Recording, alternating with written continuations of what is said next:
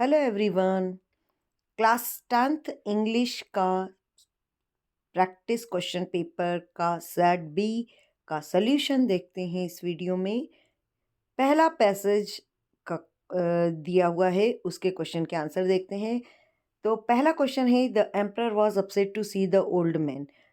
Emperor बुजुर्ग व्यक्ति को देख के क्यों दुखी हुआ? आंसर है, it reminded him that he would grow old too. इसलिए दुखी हुआ ताकि उससे उसको ये भी याद आता था कि वो भी बूढ़ा होगा।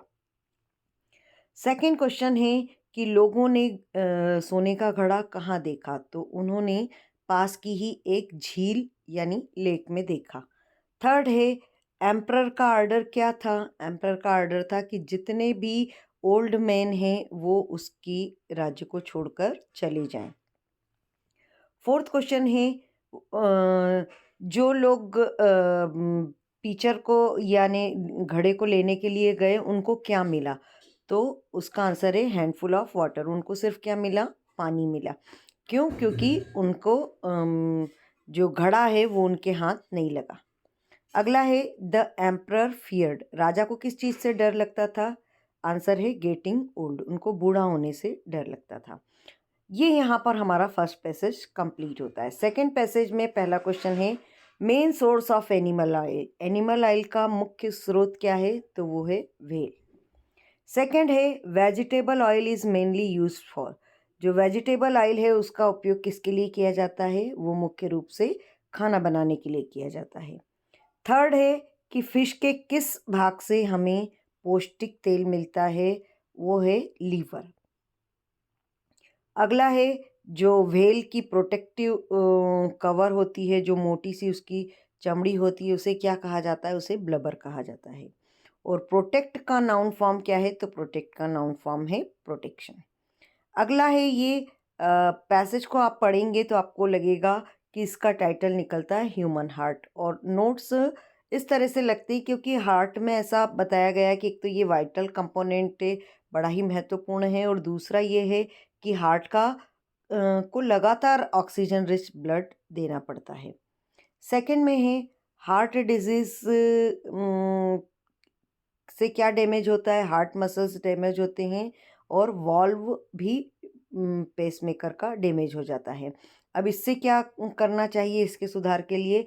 या तो प्लास्टिक वॉल्व लगाया जाए या फिर पेसमेकर को लगाया जाए। फोर्थ क्वेश्चन में एक एप्लीकेशन दी हुई है और वो है सब्जेक्ट चेंज की। चूँकि उसमें दिया हुआ है कि स्कूल का नाम government higher secondary school Bhind, तो वो हम लिख देंगे। और सब्जेक्ट है सब्जेक्ट चेंज।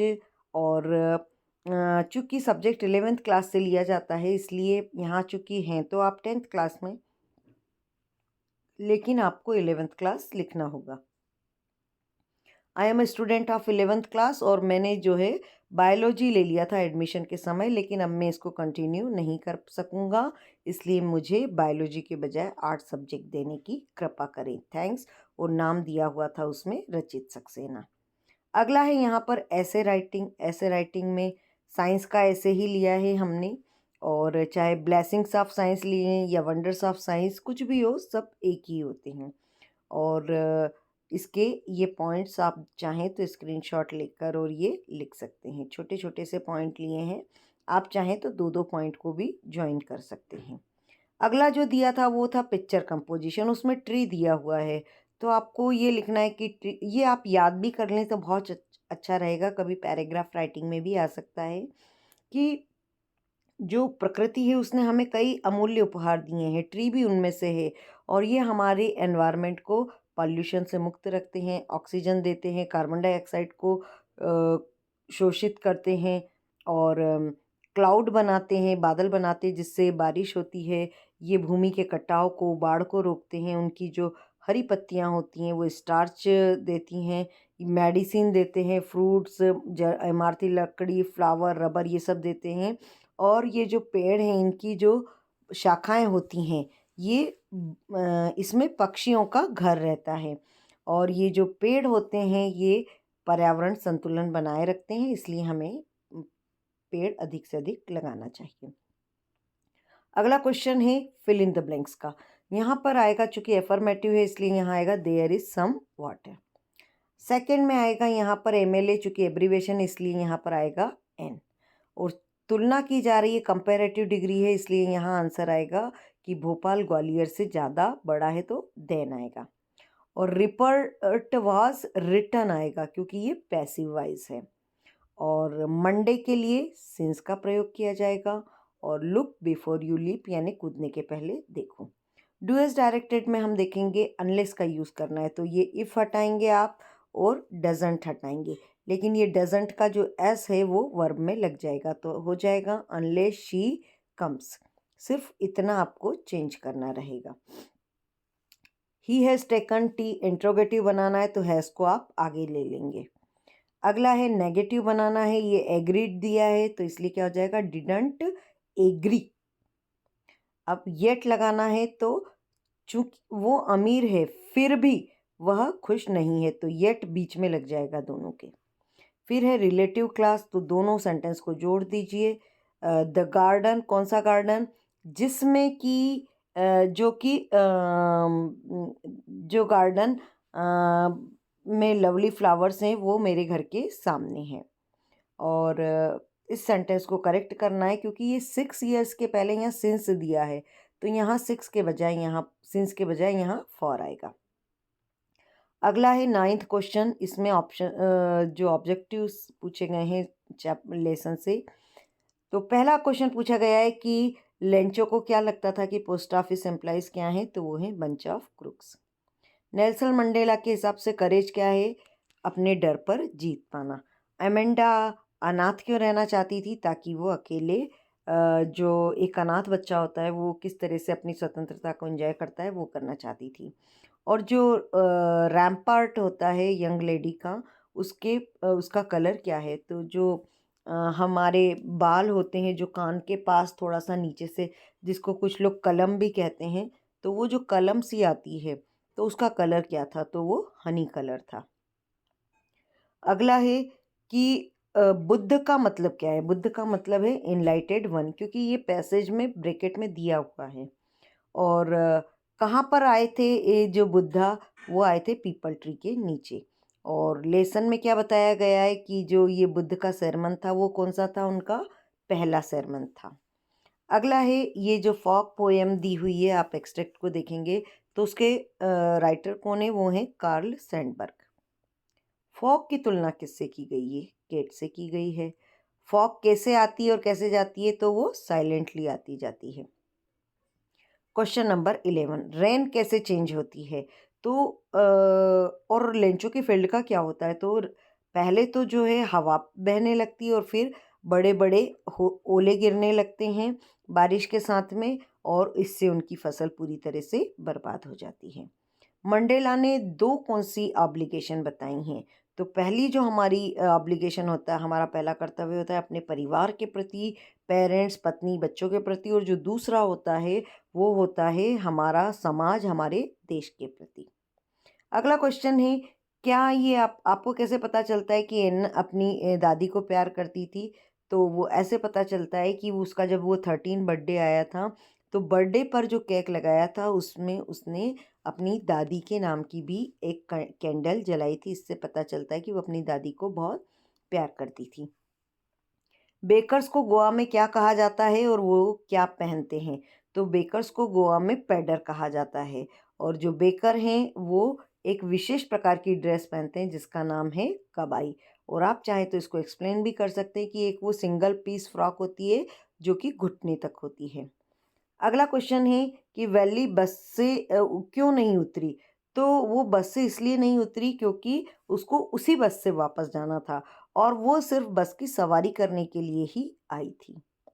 अगला क्वेश्चन है कि जैसे ही बॉक्स को ओपन किया तो मिजबिल जो ऑटर था उसने क्या किया, तो जैसे ही बॉक्स को ओपन किया तो तुरंत मिज बॉक्स में से निकला और बहुत तेजी से गायब हो गया।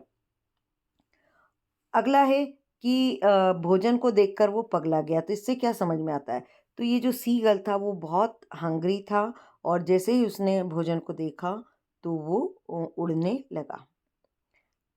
12 में देखते हैं हम पोएट्री के क्वेश्चन है, डस्ट ऑफ स्नो का क्या डस्ट ऑफ स्नो पोएम में किस वजह से पोएट का मूड चेंज होता है, तो ये डस्ट ऑफ स्नो के कारण ही पोएट का मूड चेंज होता है, क्योंकि जैसे ही बर्फ़ के टुकड़े गिरते हैं तो उसका ख़राब मूड एकदम से अच्छा हो जाता है। वर्ल्ड ऑफ पजेशन मीन का क्या मतलब होता है? वर्ल्ड ऑफ पजेशन का मतलब होता है कि ये जो दुनिया है बहुत ही भौतिकवादी चीज़ों से बनी हुई है। अगला है कि घर का क्या हुआ जब ट्री निकल गए? तो जब घर में से ट्री निकल गए तो उसमें बहुत बड़ा चेंज आया। जो ग्लास हैं वो टूट गए और जो स्मेल थी लीव्स की वो घर के अंदर महसूस की गई। 13 क्वेश्चन में देखते हैं कि साइंटिस्ट एसेंट्रिक क्यों लगता है मिसेस हॉल को? वो साइंटिस्ट उनको अजीबोगरीब इसलिए लगता है क्योंकि उसका जो जिस तरह से वो दिख रहा था वो बिल्कुल अजीब सा था। उसने पूरे अपने माथे पर पट्टियाँ लपेट रखी थी, डार्क ग्लास पहन रखे थे, एक नकली नाक लगा रखी थी और बड़ा सा हैट पहन रखा था। अगला क्वेश्चन है भोली के फादर उसके बारे में क्यों चिंतित थे? भोली के फादर इसलिए चिंतित थे क्योंकि न तो वो अच्छी दिखती थी और ना ही वो दिमाग भी उसका तेज भी नहीं था। अगला है हरी को अनिल से काम के बदले में क्या मिलता था? तो हरी को काम के बदले में रहने के लिए घर मिलता था और खाने के लिए भोजन मिलता था। 14 क्वेश्चन लेंको को क्या लगता था कि किसने बाकी पैसे ले लिए, मतलब उसने 100 रुपये मांगे थे ईश्वर से, भगवान से, लेकिन उसे 70 ही मिलते हैं, तो वो क्या सोचता है कि किसने लिए और इसमें क्या आयरनी है, क्या हास्यास्पद है। देखिए, तो लेंचो ने को लगा कि जो पोस्ट ऑफिस में काम करने वाले हैं ना कर्मचारी, उन्होंने ही पैसे ले लिए हैं। और इसकी आयरनी ये है कि जिस एम्प्लॉय को वो समझ रहा है कि वो सारे मतलब लुटेरे हैं और उन्होंने पैसे ले लिए उसके, तो हकीकत में वही वो लोग थे जिन्होंने पैसे इकट्ठे करके उसे भेजे थे। गोवा के विलेज बेकर का पेन पोर्ट्रेट देना है तो आप इसमें लिख सकते हैं कि बेकर की लाइफ गोवा में बहुत इम्पोर्टेंट होती थी और बेकर बहुत एक स्पेशल टाइप की ड्रेस पहनते थे जिसे कबाई कहते थे और बेकर्स को पैडर भी कहा जाता था। तो ये 2-3 शॉर्ट क्वेश्चंस को भी मिला के आप लिख सकते हैं। 15 क्वेश्चन में है कि पोएट कहता है कि बच्चा जो है जो बॉल है उसके लाश से कुछ सीखेगा ज़िंदगी का सबक। तो क्या सीखेगा वो? वो सीखेगा कि मीनिंग क्या होता है, लॉस का मीनिंग क्या होता है, वो उसको समझ में आएगा। अगला है फायर एंड आइस का सेंट्रल आइडिया। तो fire and ice poem Robert Frost ने लिखी है और उसमें वो कहते हैं कि ये दुनिया या तो फायर से ख़त्म होगी या आइस से, और उनके हिसाब से फायर का मतलब है डिज़ायर और आइस का मतलब है हैट्रेड यानी नफ़रत।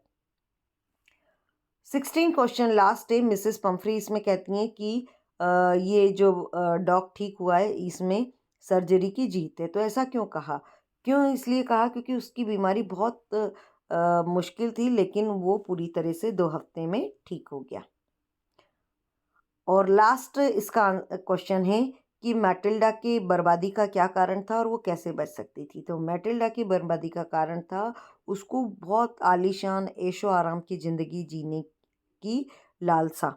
वो कभी भी उससे संतुष्ट नहीं होती थी जो उसके पास था। वो दिन में सपने देखने वाली थी और एक परिपक्व महिला के जैसे व्यवहार नहीं करती थी और ये पूरी परेशानी से वो बच जाती अगर उसने अपने हस्बैंड की बात मानी होती। उसके हस्बैंड कह रहे थे कि क्या फ़र्क पड़ता है, तुम भले फूलों की ज्वेलरी पहन लो, वो भी अच्छा लगेगा, लेकिन नहीं। और उसने जिस तरह से ज्वेलरी मांगी और खो गई और उनको कितना लंबे समय तक उसको पे करना पड़ा। तो ये यहाँ पर हमारे इसकी क्वेश्चन आंसर्स कंप्लीट होते हैं। जल्द ही हम थर्ड सेट और फोर्थ सेट भी अपलोड करेंगे। Okay, thank you students.